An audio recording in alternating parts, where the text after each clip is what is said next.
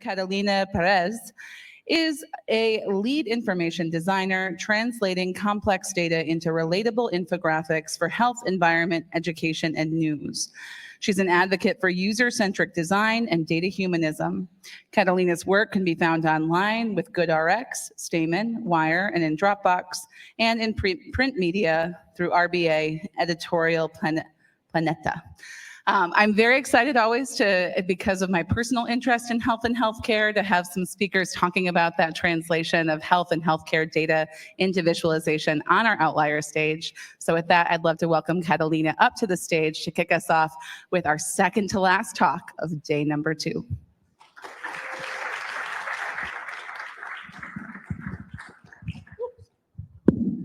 Okay, can you hear me?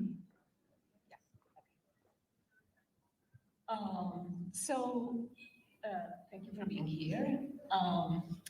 This talk explores translating complex healthcare data into accessible infographics, balancing scientific accuracy with audience comprehension. It covers crafting visuals, adapting corporate branding, infusing relatable metaphors for empathy and emotional appeal. Is she going to read all her slides? No, she's not. That's all to say that, in short, this is a talk about data and storytelling. And I want to start to say that I am very aware of how trite and meaningless the word storytelling is nowadays. I really don't like it.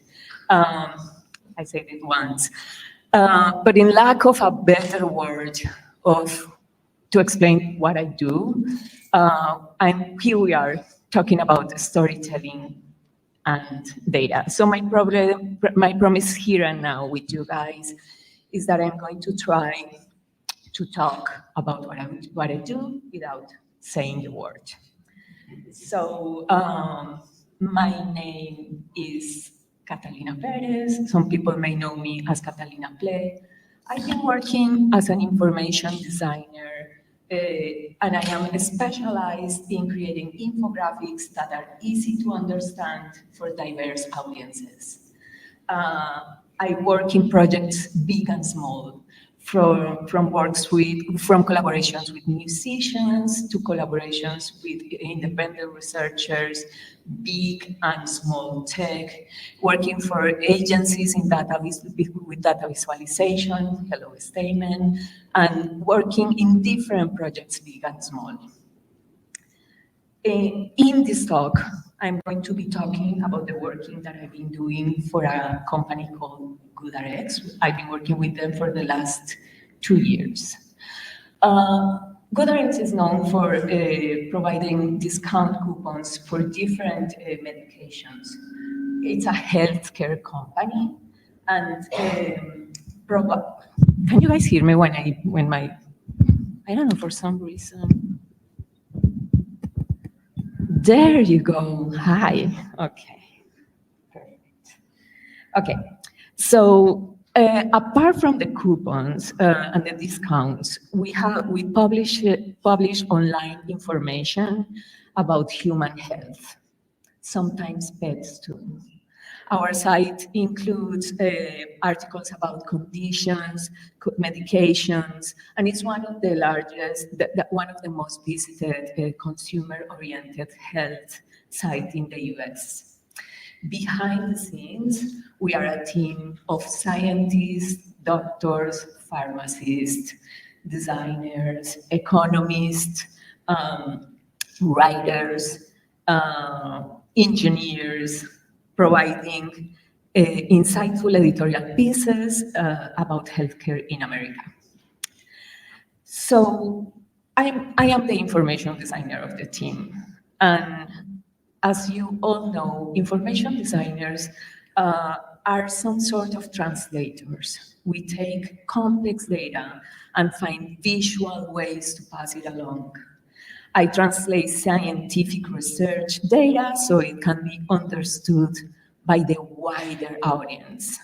And the key word here is the wider audience. According to in the United States of America. Talking to a wider audience implies aiming for an education level of 7th grade.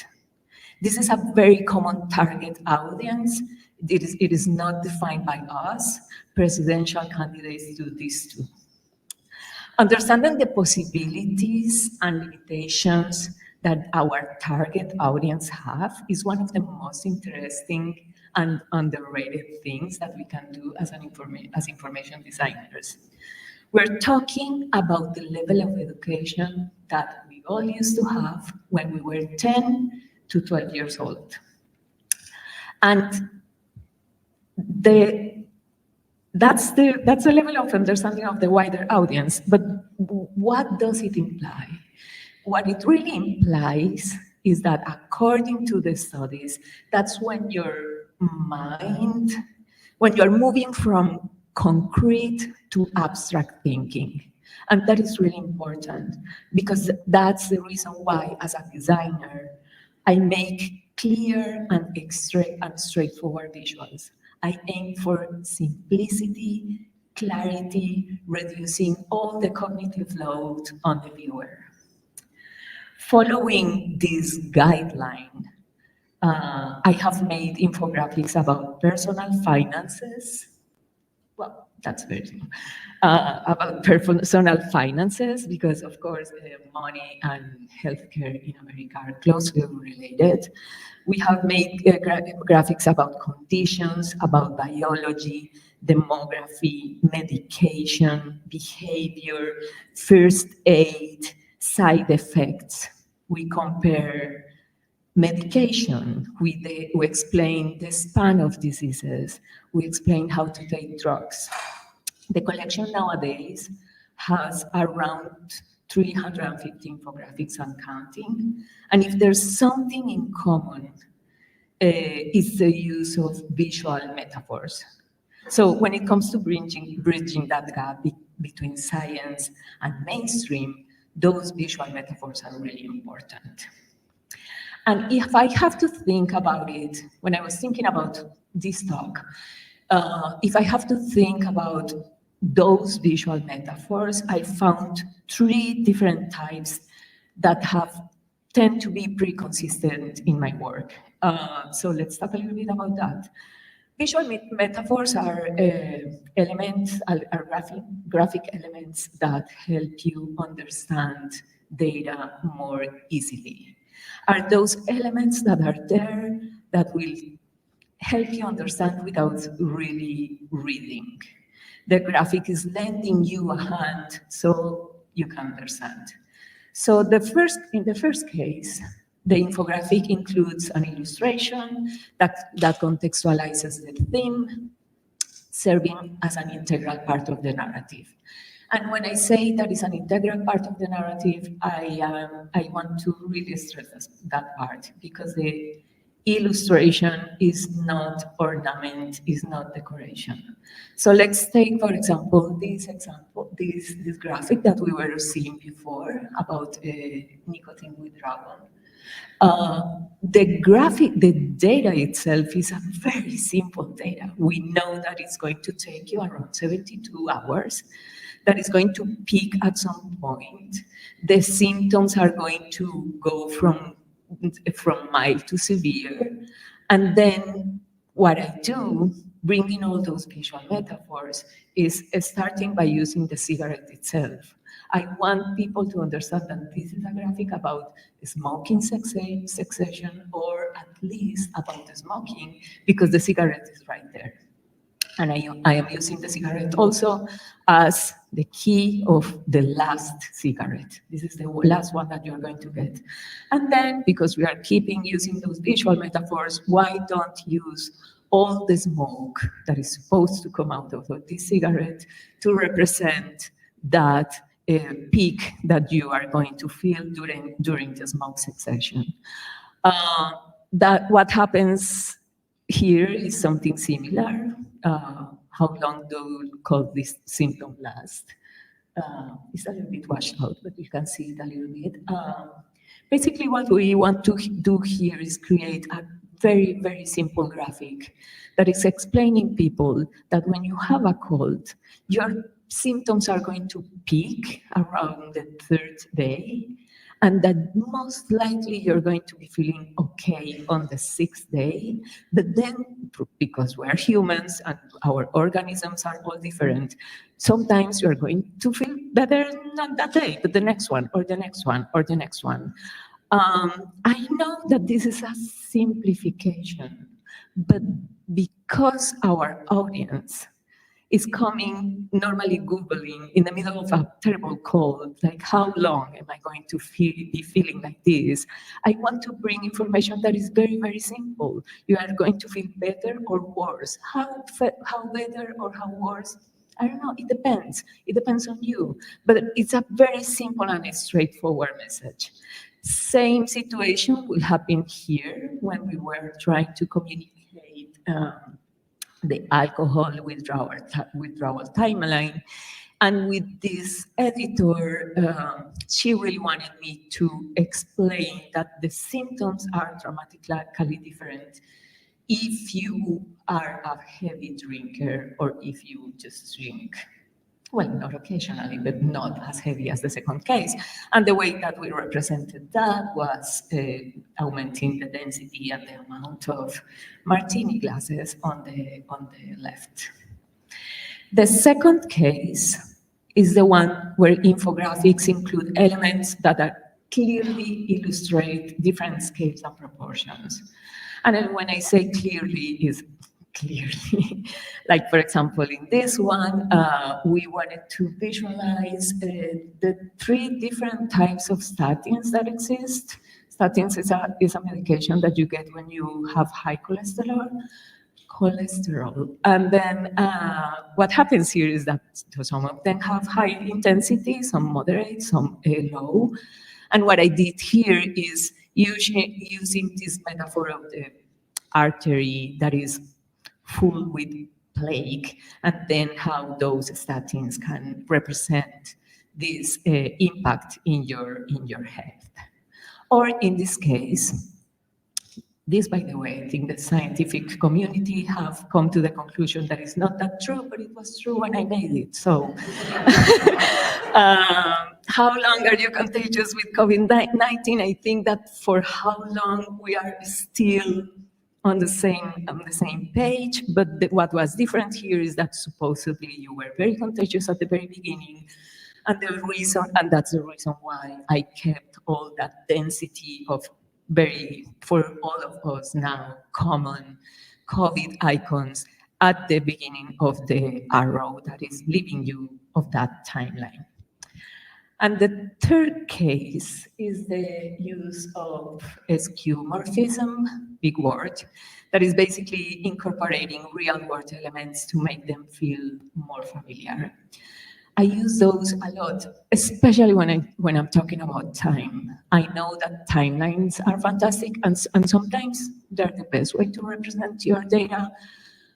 But I also use a lot of calendars. For example, in this case, when we needed to represent how to explain the span of monkeypox, we ended up doing a calendar that in the end is not very different of drawing like a comic strip.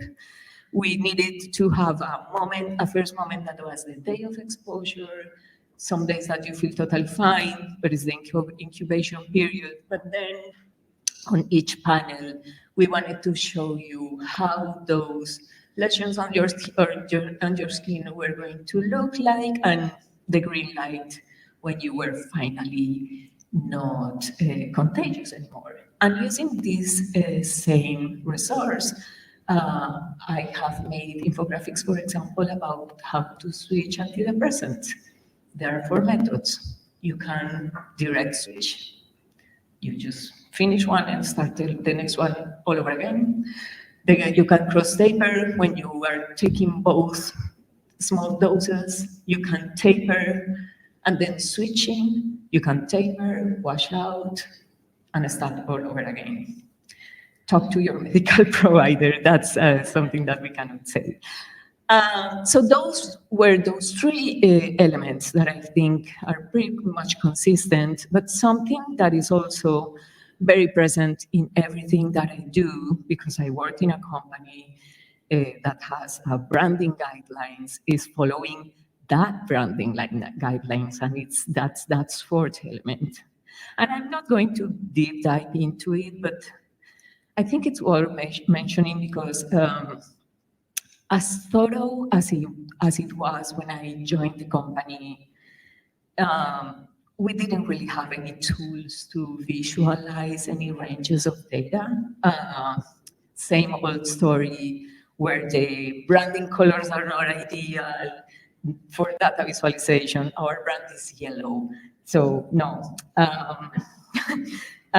And the colors basically were not designed to ensure any comprehension, they were not accessible, they didn't have any semantic meaning. So part of what I have done there is also bringing these branding guidelines, incorporating it in this tone that we want to use for our infographics.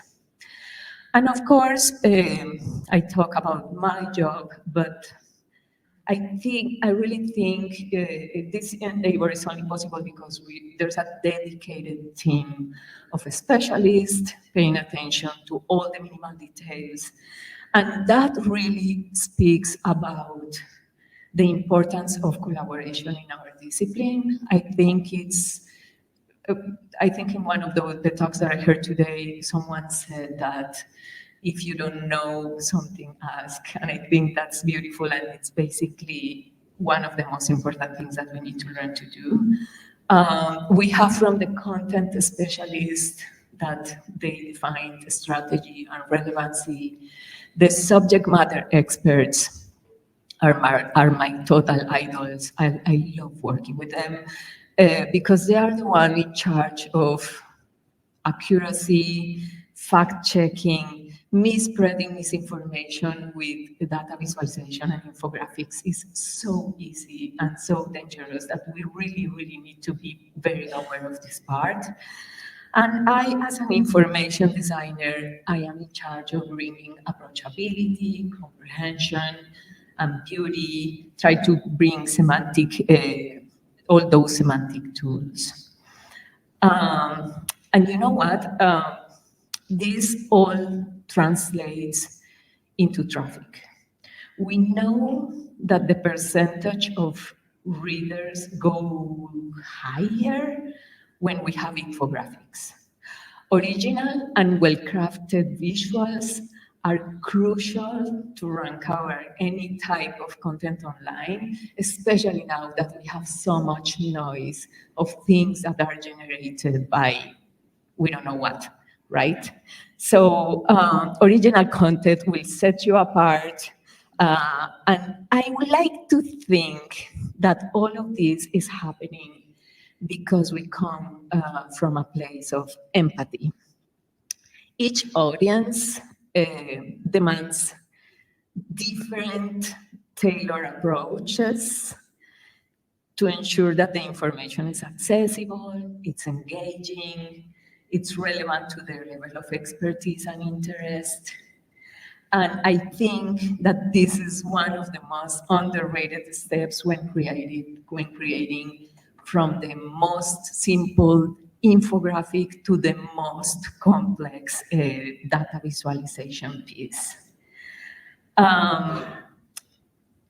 We always try to ground our main message with a familiar and approachable elements, relatable metaphors, and a clear narrative line. Why? Because we have a tremendous amount of consideration with our audience that goes beyond of considering their education level. We know that when people are Googling a disease, they want to learn more, and they are normally coming from pain, concern, anguish, and we want to bring empathy, clarity, and easiness. We want to create that clear narrative line. And that is, in another word, visual storytelling. And this is my cue to get out of here. Thank you.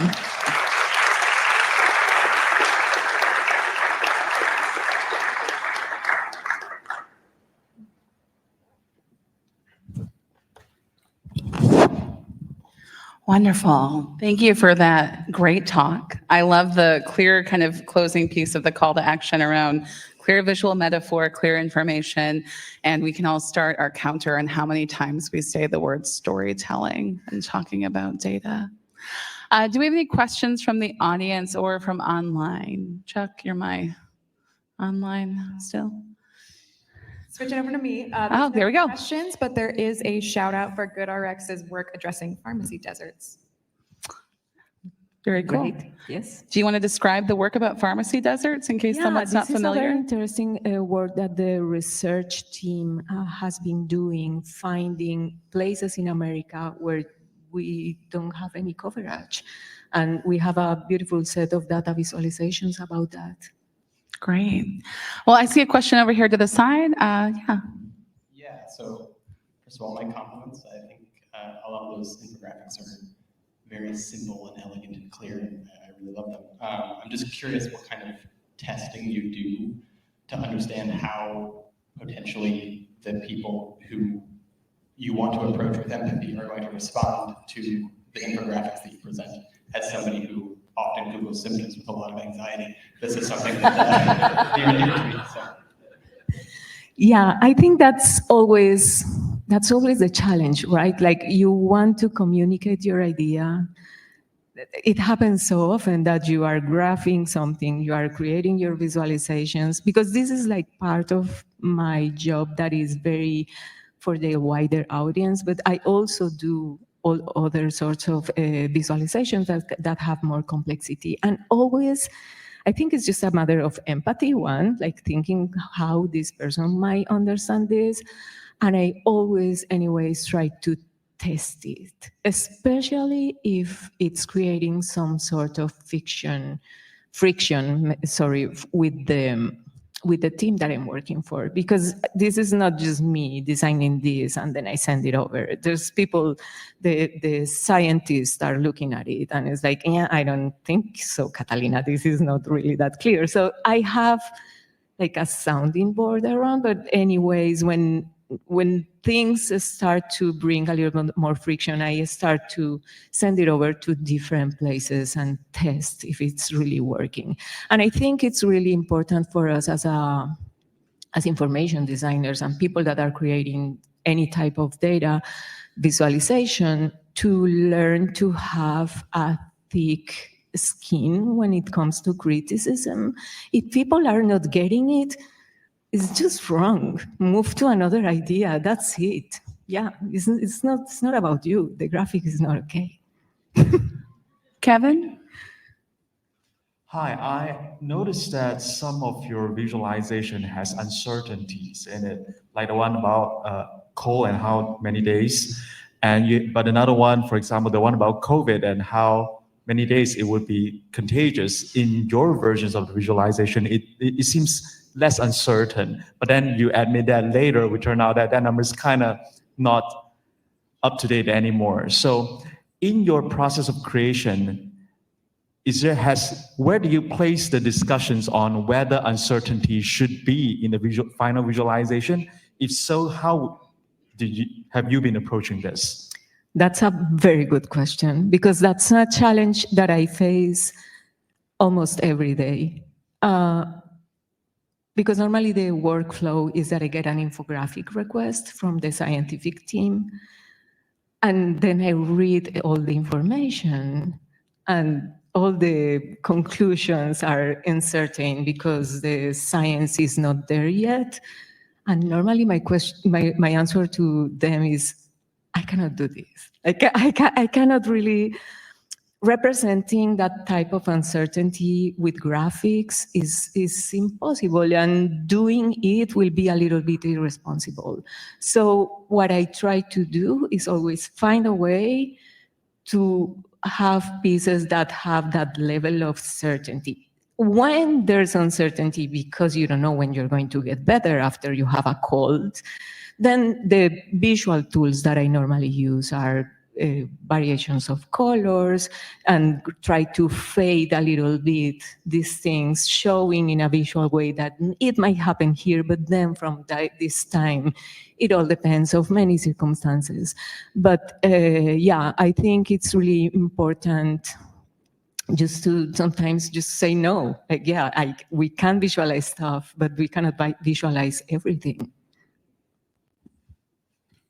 Okay, so selfishly, this was super relevant because I work with communicating information with scientists and the public. So 2 questions. When it comes to improving or expanding on the design guide, what other elements did you, I guess, suggest or recommend in addition to maybe widening the color palette when it comes to infographics for the scientific data? And then secondly, if your audience is different, so let's say not a wide audience, but let's say the scientific community for journal publication, are there different elements or different ways that you approach that compared to the public? Yes, absolutely. I like from the top of my head, I will say that one of the very first things that will change, and this is very basic, it's going to sound very basic, but it is what it is the type size. Normally for scientific research papers, you can use really tiny type sizes because people are going to read those letters and that's totally fine. But when you want to get for a wider audience, you cannot do that. People are normally reading those on their phones. So you really need to take into consideration all those usability things of the final product. It also happens with the amount of variations of colors. Like if I always fear about these scientific things because I worry that they are going to be printed, and if so, you really need to try to avoid colors because the toner is not working. So do that in black and white and it's going to be better and it's going to work better. I think in general, the main difference when you're trying to create graphics for a wider audience is try to simplify as much as possible. Sometimes the scientists that I work with, because they're scientists, they are suggesting to add more information because they worry, like, we are not saying here that this is, I don't know, worse in people over, I don't know, some years old. And I am like, we don't need, like, if we fill this graphic with all those nuances, it's going to be so confusing that no one is going to be able to read it. But for a scientific community, you can disclaim whatever you want. You can use all the asterisks down below, all the quotations. It's going to be fine. Well, those are some great questions. Did we have any additional questions online? All right. Well, Catalina, thank you so much for all of the great work that you do with GoodRx. I love the shout outs when people shout out to people's work that goes even farther beyond what was on the screen behind us. And it's always great to have folks talking about this topic of health and thinking about who the patients are who may be reading and looking at those infographics. And I love that kind of call out that comes back to how we look at and engage with data. So thank you so much for your time today. Big round of applause for, yeah.